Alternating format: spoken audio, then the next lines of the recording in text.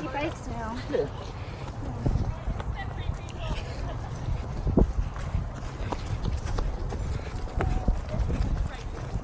Seriously, come on. No, guys, we're going this way. Y'all cheated. Which way? Greg, this way. This is our, we do a second loop from here. Okay. People who've already done the first loop, you're going that way, then you're coming this way. There's one more uphill like that.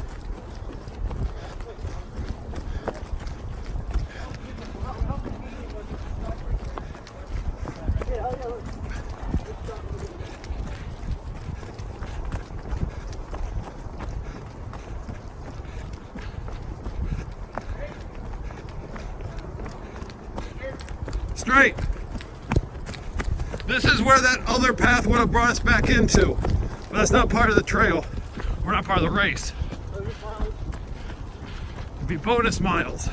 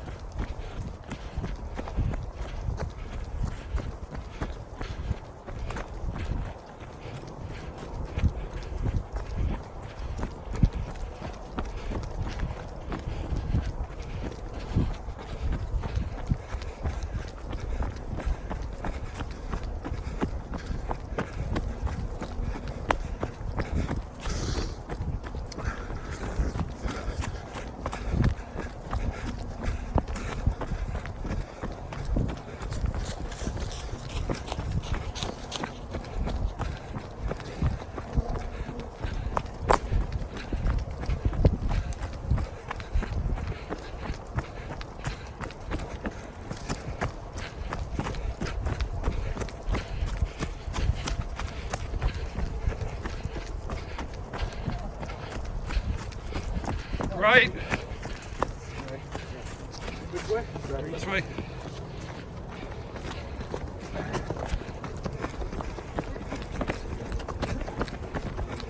Someone came around and moved all the sticks.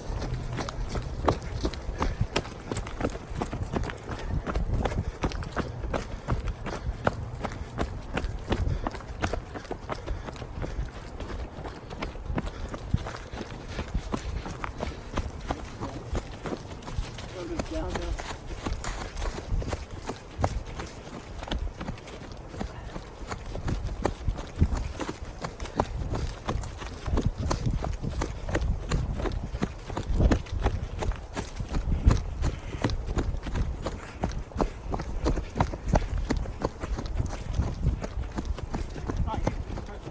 What's that?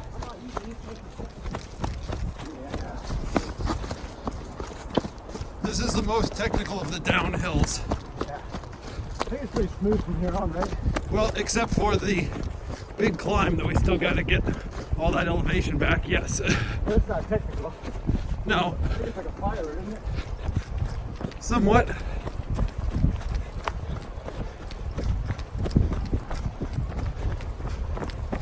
So I guess from a technical aspect, yes, that's the end of the technical. One more hard part for sure. You right?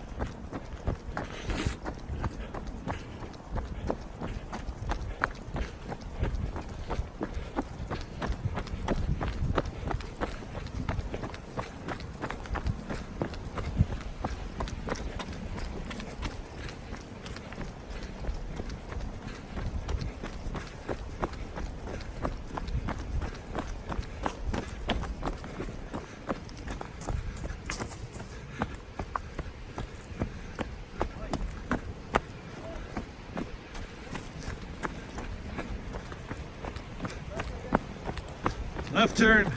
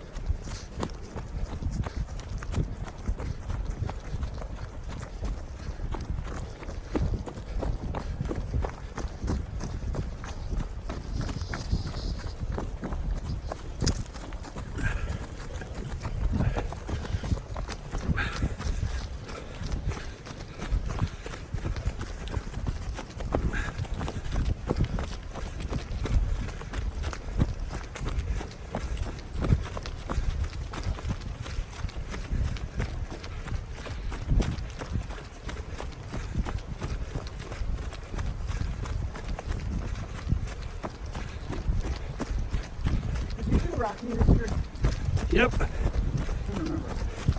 Because you weren't there. Yeah, but I feel like you didn't post about it much. I did. Striders and crazies. I'm just not paying attention. And then I was tagged in photos. Then I posted photos. So, do you want to hear about my new job? Yes. Because I'm starting to learn some pretty amazing things about what we do that I don't appreciate. So, originally, and the name suggests, right, trauma, right? So the idea is that somebody's in a car accident, old lady falls down and breaks her hip. Gunshot. Yeah. Stabbing. Right. So, and well, stabbing not so much, but Spousal abuse. I guess if you push her down the stairs. But broken bone, With your fist. and you have to fix it, right? So, how do you fix a broken hip? How do you fix a broken femur, tibia, talus, so on? So, Put some tussin on it. well, it's cool. Gunshot victim comes in, their tibia's gone. What do you do? Like, that's cool, but Sinai, I didn't know this. Sinai, where I've worked, it's fine in Sinai, kind of frequently. They have something called the Rio. It's the Richardson Center for Advanced Orthopedics, and what they do there is they correct deformities, orthopedic deformities. So there's something called Blount's disease. Like, there's these different diseases, but we make something called the Taylor spatial frame, and this is a really cool bit of history because before framing technology, the Taylor spatial frame is an evolution and a simplification of this technology. But before these spatial frames, modern spatial frames existed, there was something called the Elizarov frame. Dr. Elizarov was a Russian doctor working in Siberia in the middle of nowhere. And he developed a technique. He had the idea that if you fix a bone to a stable structure, you can manipulate that bone over time and correct deformity. Correct. Well, that sounds intuitive, but think about it. How do you do that, right? You got a bone that's like this, right? Yeah. And you want to straighten it. How do you do that? You gotta break it. Okay, well, yes, but then what? You can't just move it. You have to fix, you got soft tissue you're dealing with. So many complicated things you have to account for. But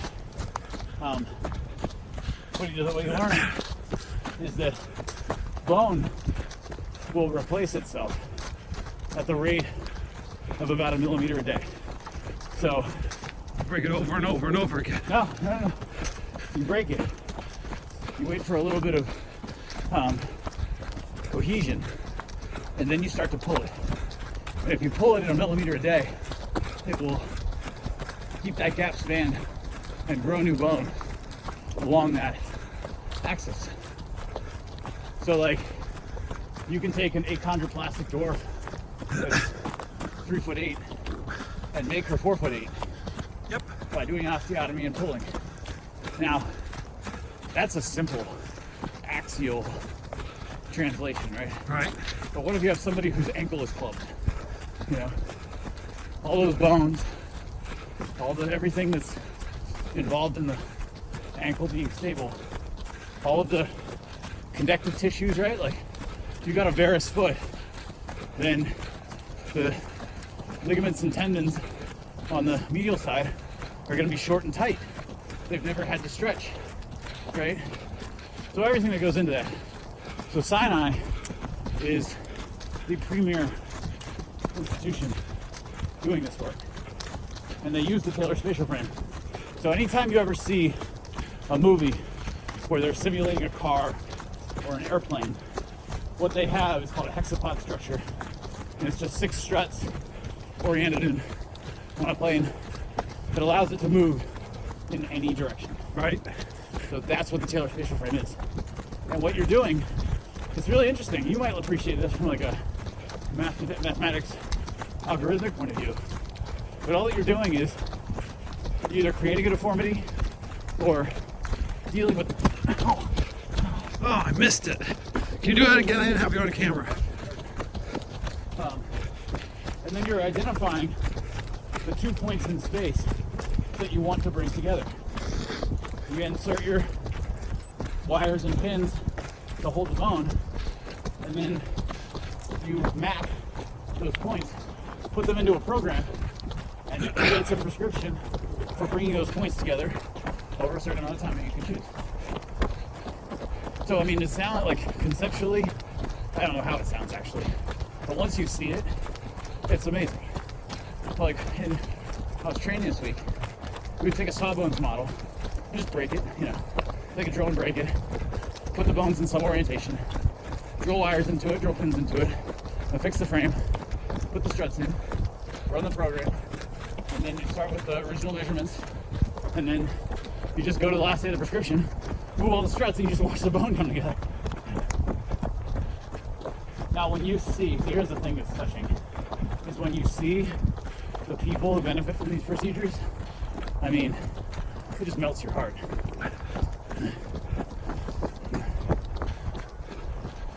Something as simple as somebody whose leg is like 8 inches shorter on one side, and now they've got a stable leg they can walk on. See, the thing about spine was like, you know, you get people who's like, my arm hurts, you know, my hand's numb. You know, it's definitely something you want to have fixed. But, you know, they wake up the next day and their hand's not numb anymore. And they're like, oh, that's great. My hand's not numb. But they don't go through. Well, I mean, they wear these things for months.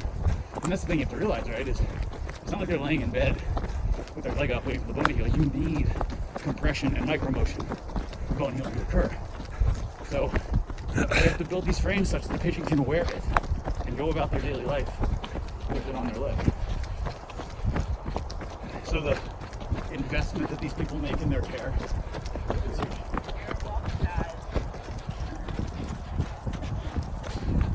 And so in spine, I was always wishing I could be working with deformity surgeons. Like, I loved the doctors that I worked with, and they did good work. But deformity correction, I mean, I don't know if you've ever seen a severe scoliosis, but it's really unreal. I mean, it doesn't seem possible that someone could live with that in their back. And someone straightens them out, lets them walk upright, takes away their pain, lets them breathe. I mean, it's really amazing stuff.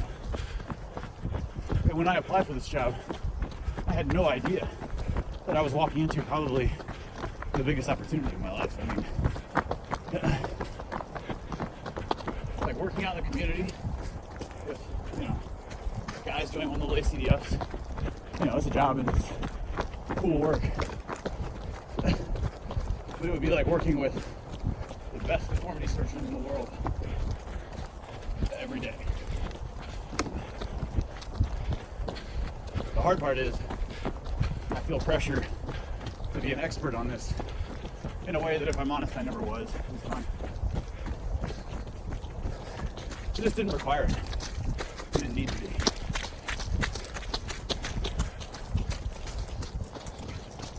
I could go into pretty much any case with no knowledge of the system with the surgical technique, just kind of fumbled my way through it.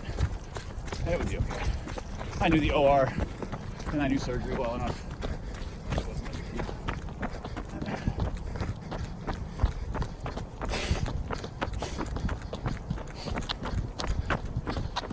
And honestly, the team is fine.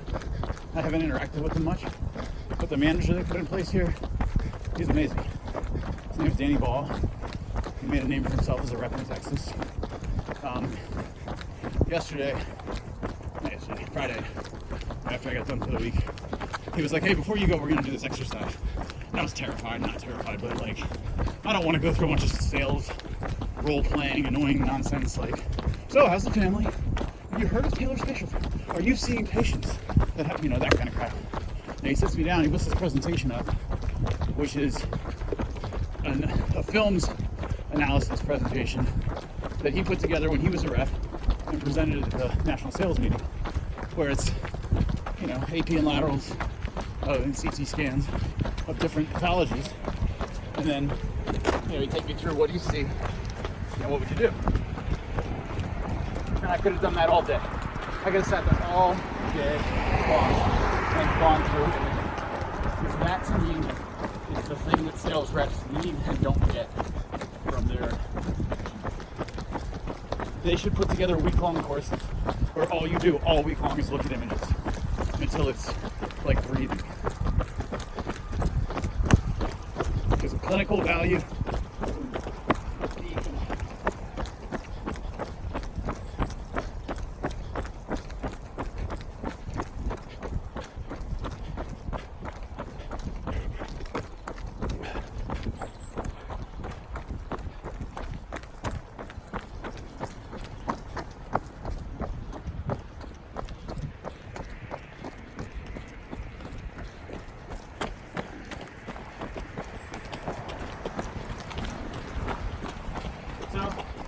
That's it, and we still do nailing, we still do plating.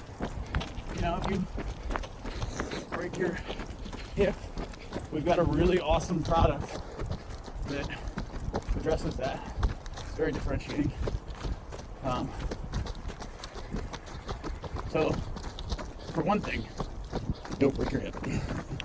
It is devastating.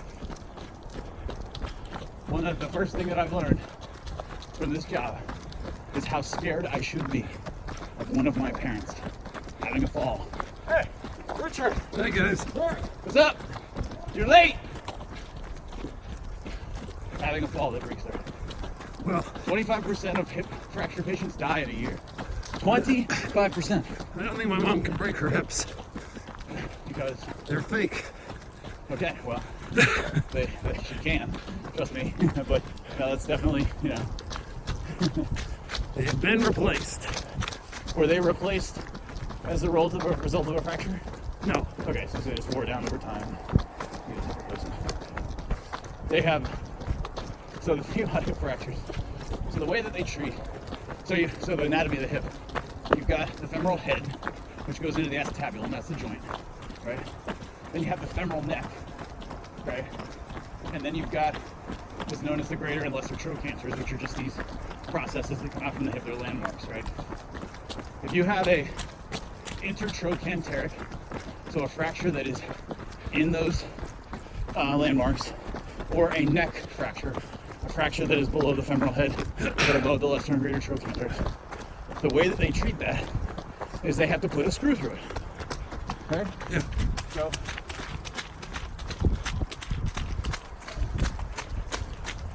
that seems simple enough, but what do you do about the fracture? Right? Like, you can't just put a screw through it. You have to reduce the fracture. Then you break your hip and it comes apart. Right? If you just drill a screw through it, you're not going to do anything. You're just going to have a screw through a displaced fracture. It's not going to heal. It's going to hurt, so on and so forth. So, you have to bring that fracture together. So, you put a patient on a fracture table, you apply traction, because when the hip breaks, it falls into varus,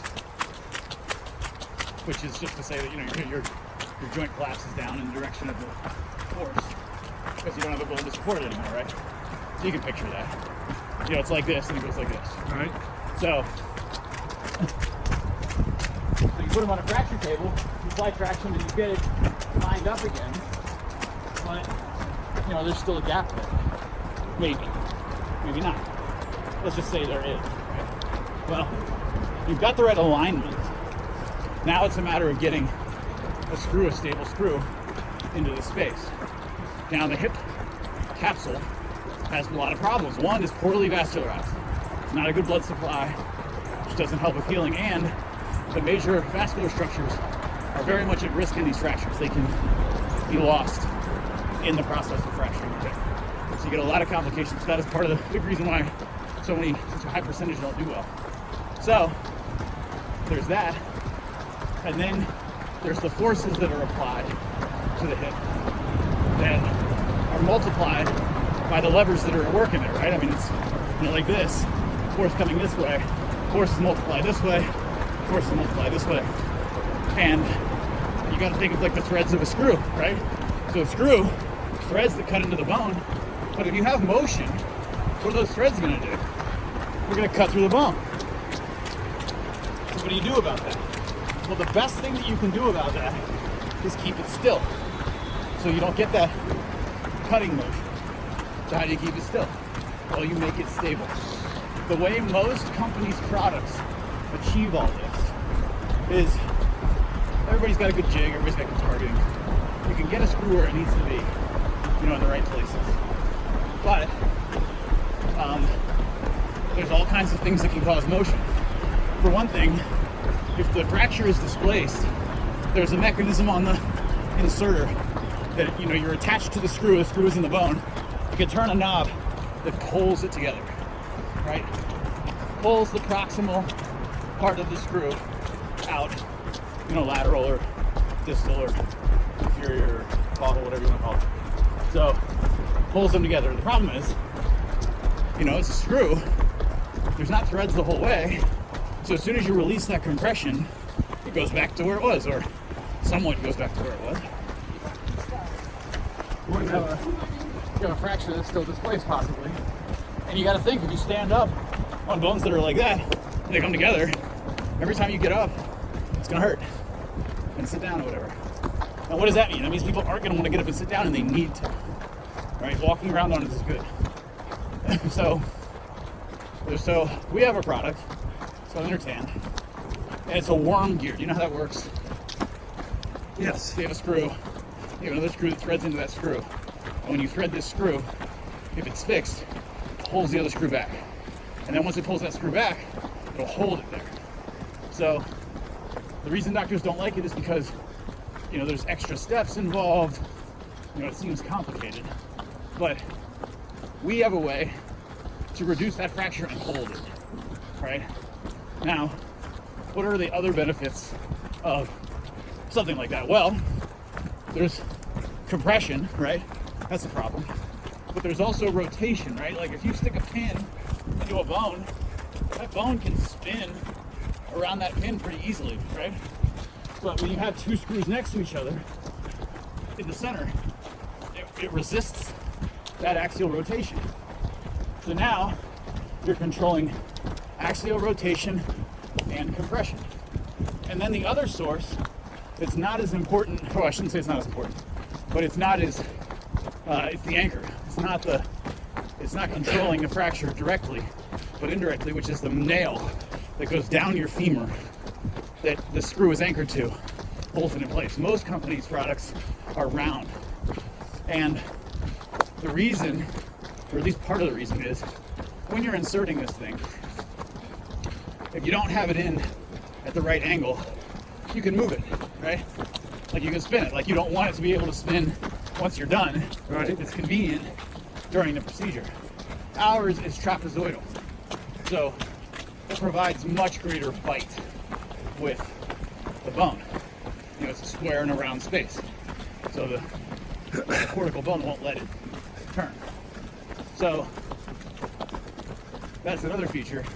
The final feature that makes this product unique. What's up, bro? You're fast, man. Why aren't you running? Kathy's running. Oh, Kathy's running. Got it. So, the distal end of the nail on our product is fluted, which gives it some flex, because it creates a stress riser in your bone. So that's the last thing. So that's a very well differentiated product in a very crowded marketplace, and no one else has it. Here's what's crazy. We do not own the femur. You would think we would. And it's been on the market for 10 years, and our patent runs out next year. So I'm coming into this space like, you guys have this awesome product, and none of your people can sell it? Why? So I'm gonna have to find that out. Well, and this is how you differentiate yourself from the other salesman reps. See, the thing about trauma, I do think that I'm sort of a unique word because trauma is typically a young man's game because of all the call, right? Like you can't have kids and soccer on the weekends if you're constantly on call and have to go take, go to shot trauma and cover cases. Right. So reps tend to be immature and they don't have good sales skills because they haven't been doing it. And once they develop a sales skill set, they move on to a job that has more regular hours. I'm the opposite. Like I'm craving this action. I can't wait for it. We're not gonna have kids. And during the interview process, it was a whole lot of, why trauma? Like, why would you want to come to trauma? And I'm looking at that attitude like, what are you talking about? You are trauma. Why are you, do you not like your job?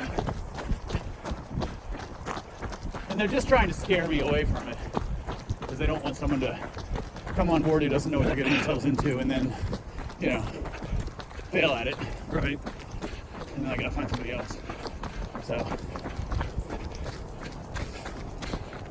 really honestly, from the first interview, I could tell, like, I've had this job for 4 years.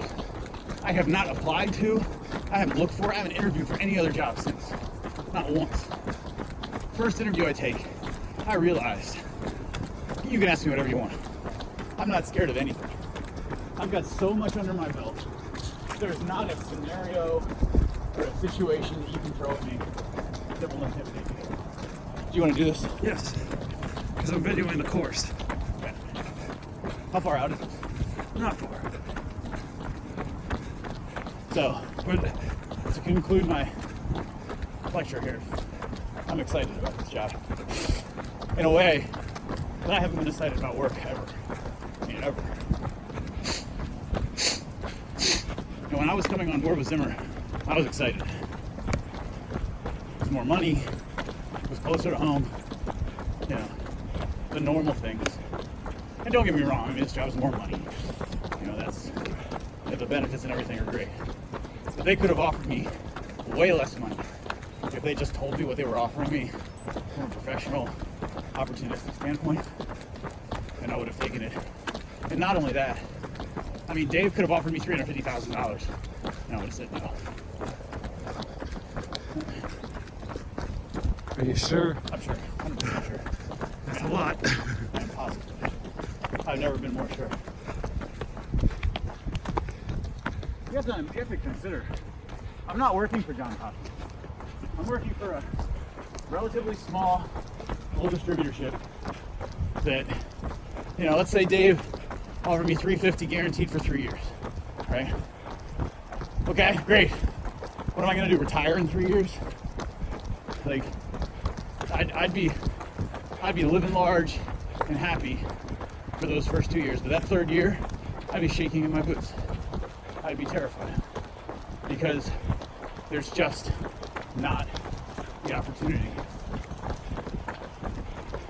So my plan here is to finish, take off hat, put down gimbal, and go back out. And keep running. Are you in for just one loop? Or are I you... had not made my decision. We ran fast enough on this loop that I'm, tired enough. I could probably keep going. Don't know if I want to do a whole second loop or not. I can appreciate that. Like I said, I'm going to put this down. But it's nice that it's an out and back with those two loops so I can run as far as I want. thought about waiting for Chrissy, but I know Chrissy only wants to do one loop. So, So if we do 2 loops, we'll be finishing about the time that she's finishing.